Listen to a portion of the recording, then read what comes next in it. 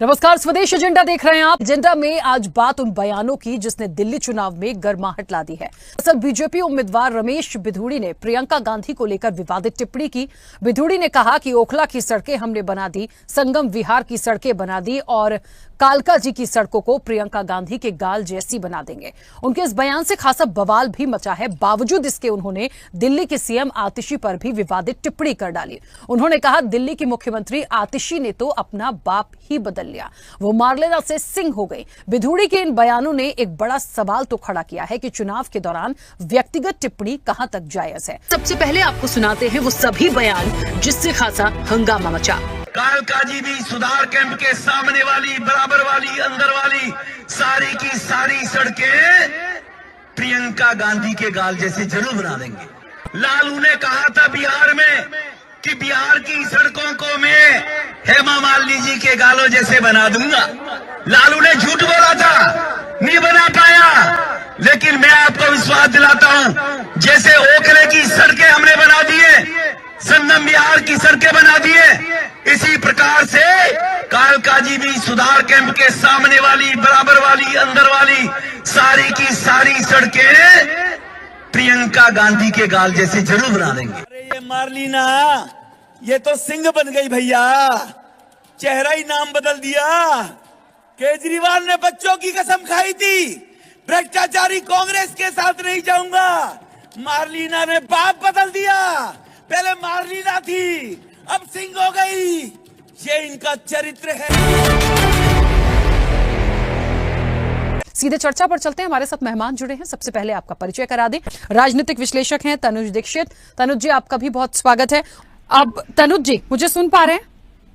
बिल्कुल बिल्कुल, मैं सुन पा रहा हूं। तनुज जी, इस चीज को मैं थोड़ा सा अब अगले दिशा में लाऊंगी। अगले दिशा में ये कि राजनीतिक रूप से जो कहा गया और जो बयान था, उसका जिस तरीके से अपोलोजाइज आया, उसके पीछे के भी क्लूज जो थे, वो सारी चीजें हमारे और आपके सामने हैं। इसका डैमेज कंट्रोल कैसा होगा? हालांकि बिधूड़ी जी ने खुद कोशिश की है डैमेज कंट्रोल करने की, खेद व्यक्त कर रहे हैं, लेकिन वो खेद व्यक्त कैसा किया उन्होंने? वहां भी उन्होंने जस्टिफाई किया लालू प्रसाद यादव की बात को रख के। सारी बातों का जवाब देता हूं। राखी जी, हमारे भारतीय संस्कृति की अगर हम बात करें तो मनुस्मृति हमारे यहाँ जो है, उसके अध्याय 3 के श्लोक नंबर 56 में कहा गया है कि यत्ते नारेस्तु पूज्यन्ते रमन्ते तत्र देवता। जहां नारी की पूजा होती है वहां देवताओं का वास होता है। साथ ही एक और बात कही गई है, यत्र तास्तु ना पूज्यन्ते सर्वास्त्र फाला क्रिया, यानी जहां नारियों को पूजा नहीं जाता है वहां समस्त अच्छी से अच्छी क्रियाएं भी निष्फल हो जाती है। और यही एक उदाहरण है इस तरह की टिप्पणियों का। आज हमारे देश में नारियों का जो सम्मान है, मैं देखता हूं भारतीय जनता पार्टी ने भी निश्चित रूप से नारियों को एक अलग ओहदा दिलाया है। हम बात सन 96 से करें, जब अटल जी की सरकार में सबसे पहले महिला आरक्षण के लिए कोशिश की थी, पर पूर्ण रूप से उनके पास बहुमत नहीं था, तो उस बात को पूर्ण करते करते आज 2023 में महिला आरक्षण जो है लोकसभा के अंदर 33% का मिला। एक बहुत अच्छी बात है। महिला सशक्तिकरण योजनाएं भारतीय जनता पार्टी ने जो लेकर के आई, देश भर में अलग अलग राज्यों में एक अमिट छाप छोड़ती है। लेकिन उसके बावजूद भी कुछ व्यक्तियों की वजह से, हम अगर बात करें खास करके जो रमेश बिधूड़ी जी के बयान थे, और निश्चित रूप से किसी भी नारी के ऊपर इस तरीके के बयान अशोभनीय हैं। आप बतौर एक नेता, बतौर किसी भी पार्टी के पूर्व सांसद, बतौर एक कैंडिडेट, आप हमेशा अपने शब्दों का अच्छा चयन करके लोगों के लिए अच्छी बात करना ही पार्टी, दल और भारत की संस्कृति, ये तीनों का बचाव कर सकता है। साथ ही देखिए, हम अगर बात करें तो यही वो बिधूड़ी जी हैं जब ये लोकसभा में सांसद थे तो इन्होंने एक जनता द्वारा चुने गए सांसद के लिए जो अभद्र टिप्पणियां करी थी, उसके लिए इन्होंने आज दिनांक तक कभी माफी नहीं मांगी। तो ये भी ज्ञात हो, लेकिन आज कम से कम ये एक परिवर्तन बता रहा हूं मैं। आज एक परिवर्तन देखने को मिलता है कि अगर कहीं इनसे कोई टिप्पणी हुई महिला के ऊपर, खास करके चीफ मिनिस्टर आतिशी मारलेना जो दिल्ली की मुख्यमंत्री, उनके ऊपर, तो कहीं ना कहीं इन्होंने उस चीज की माफी मांगने की कोशिश करी। तो देखिए, सबसे बड़ी चीज है, परिवर्तन दिख रहा है। और कहीं ना कहीं ये चीज पार्टी के डैमेज कंट्रोल की आपने बात करी, तो देखिए पार्टी के जो दूसरे नेता हैं वो समस्त बहुत संवेदनशील रूप से समझते हैं और तुरंत पार्टी ने एक्शन लेते हुए उनसे माफी भी मंगाई है।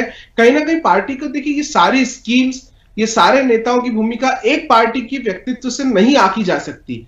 पार्टी एक भव्य रूप में कार्य कर रही है, देश की सर्वाधिक सदस्यों वाली पार्टी और सबसे ज्यादा राज्यों में अपने वर्चस्व के साथ में कार्य कर रही है। ऐसे में ऐसे कोई नेता के द्वारा अगर कोई त्रुटि, इसे त्रुटि कहा जाएगा, या जानबूझ करके भी अगर कोई ऐसी गलतियां हो रही है तो इसका भुगतान और जिम्मेदारी दोनों स्वतः नेता की ही होती है, ना कि दल की। जी बता रहे हैं जी पार्टी कितने राज्यों में सरकार है, देश की सबसे बड़ी पार्टी है, तो भाई किसी का आपको महिमा मंडन करने, अगर आप किसी का सम्मान नहीं कर सकते तो अपमान करने का क्या है? बताया गया राजीव जी कि इतनी सरकार है लेकिन सरकार के समस्त लोगों का या पार्टी का डायरेक्टली इस तरीके के जो नेता जो बयान करते हैं उनसे कोई सीधा संपर्क नहीं है। अरे भाई जिस भी पार्टी के नेता किसी के बारे में सब कहते हैं, पार्टी ये कह के पन्ना झाड़ देती है इनके निजी बयान है। निजी बयान क्या होता है शर्मा जी? जनता के प्रति जवाबदेही होती है, जिम्मेदारी होती है। निजी क्या होता है?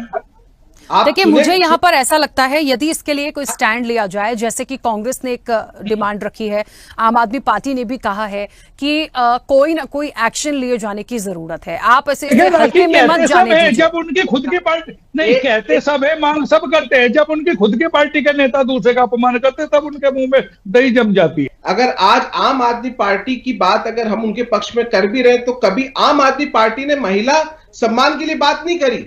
आज स्वाति मालीवाल के साथ जो हुआ था उसके लिए आम आदमी पार्टी की तरफ से कभी कोई बयान जारी नहीं हुआ, कभी कोई माफी देखने को नहीं मिली, कोई नेता आगे आकर के नहीं बोला। आज भी वो मामला ऐसा कि यथावती है। हमारे साथ पासी जी भी बैठे, वो भी बताएंगे कौन से नेता ने आकर के सार्वजनिक रूप से उसके लिए माफी मांगी या कोई बातें रखी। ऐसा तो हमने कभी नहीं देखा।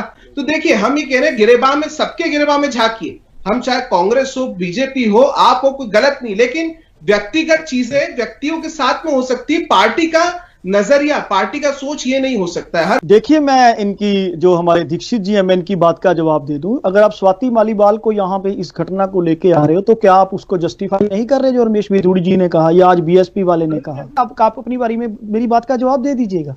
हाँ, हिंदू की रिपोर्ट है, मैं डेट बता रहा हूं, चेक कर लेना, 14/8/2024 की। खुद आप मोदी जी ने 173 भाषणों में से 110 भाषणों में इस्लाम विरोधी टिप्पणियां की हैं। आपके कुलदीप सेंगर जी किस केस में, चिन्मयानंद जी किस केस में, कैलाश विजयवर्गीय, शहनवाज हुसैन, ब्रिजपाल सिंह, जोएश पटेल रेप केस, विजय जोली पोक्सो केस। पासी जी ने एक आंकड़ा 2024 अगस्त तक बाद द हिंदू का बताया, तो मैं भी उन्हें एक जानकारी देना चाहता हूं। 2022 की एक आरटीआई के तहत ये पता पड़ा था कि दिल्ली सरकार ने, गवर्नमेंट ने दिल्ली वक्फ बोर्ड को 100 करोड़ से ऊपर का फंड, लगभग 111 करोड़ रुपए का फंड एलोकेटेड किया है। ये भी जानकारी इस पे डिबेट रख लेंगे तनुज जी, इस पे डिबेट रख लेंगे। सिर्फ जानकारी दी, एक जानकारी सिर्फ जानकारी। चलिए जल्दी से बोलिए सर, क्योंकि समय हो गया, बोलिए।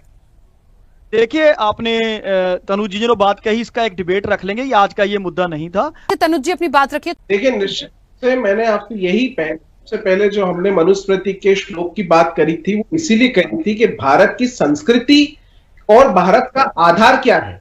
हम कभी भी ऐसे बयानों का समर्थन नहीं करते। मैंने आपसे इसीलिए एक बात को इस डिबेट के माध्यम से रखी कि ये बात जो भिदुड़ी जी ने कही वो उनके व्यक्तिगत टिप्पणी और व्यक्तिगत सोच हो सकती है, लेकिन ऐसी टिप्पणी और ऐसे सोच से पार्टी को नहीं आंका जा सकता। ऐसे कई सारे नेता, चाहे कांग्रेस के हो, सपा के हो, आपके हो, लिस्ट है जिन्होंने अलग अलग समय पे कहीं गलत बयानबाजियां करी है, लेकिन क्या उसके लिए पूर्ण रूप से पार्टी दोषी थोड़ा ना हो जाती है?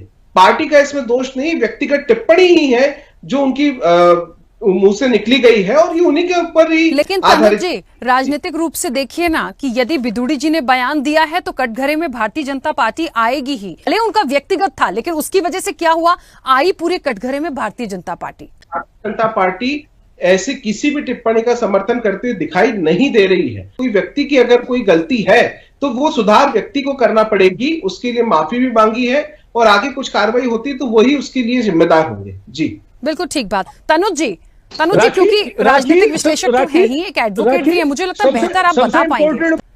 जी राखी जी, आप प्रश्न दोहराइए। तनुज जी, देखिए बहुत क्लियर बात है। अभी जो बात हो रही थी, पहले ऐसा होता था कि इस तरह की कोई गलत बयानबाजी आए, कोई ऐसी टिप्पणी आए, उसके लिए इलेक्शन कमीशन की तरफ से तमाम चीजों की तरह एक कहते हैं ना कि सस्पेंशन टाइप की चीजें होती थी, एक वार्निंग। कुछ टाइम से ऐसा नहीं हो रहा। The representations of people act 1951 हमारे भारत में कानून मौजूद है जो समस्त तरीके के सांसदों को और विधानसभा के विधायकों को इसके अंतर्गत एक वो करता है, लेकिन उसके बावजूद भी इलेक्शन कमीशन के पास में खुद के पावर्स और मैनुअल्स होते हैं जो कि स्पष्ट करते हैं कि किस तरीके से वे कार्रवाई को आगे ले जा सकते हैं। और देखने मिला कि जब तक इलेक्शन कमीशन के पास में कोई शिकायत नहीं जाती, देखिए अभी हमने कहा कि इलेक्शन कमीशन कोई कार्रवाई नहीं कर रहा है, अरे सब तो संज्ञान लेने की पावर है भाई, सब तो संज्ञान लेने की पावर। तो ये आम आदमी पार्टी के नेताओं की जिम्मेदारी है कि वे जाएं और इलेक्शन कमीशन को एक लिखित कंप्लेंट संज्ञान लेने की जिम्मेदारी सबकी, पर आम आदमी पार्टी की जिम्मेदारी नहीं है। क्या उनके कोई नेता के ऊपर कोई कीचड़ उछाल रहा है, कोई बातें टिप्पणी कर रहा है, तो क्या आम आदमी पार्टी के लीडर्स की जिम्मेदारी नहीं कि उसका खंडन करे, बहिष्कार करे और उसके संदर्भ में कोई कानूनी कार्रवाई, वैध कार्रवाई करे? ये उनकी भी जिम्मेदारी है।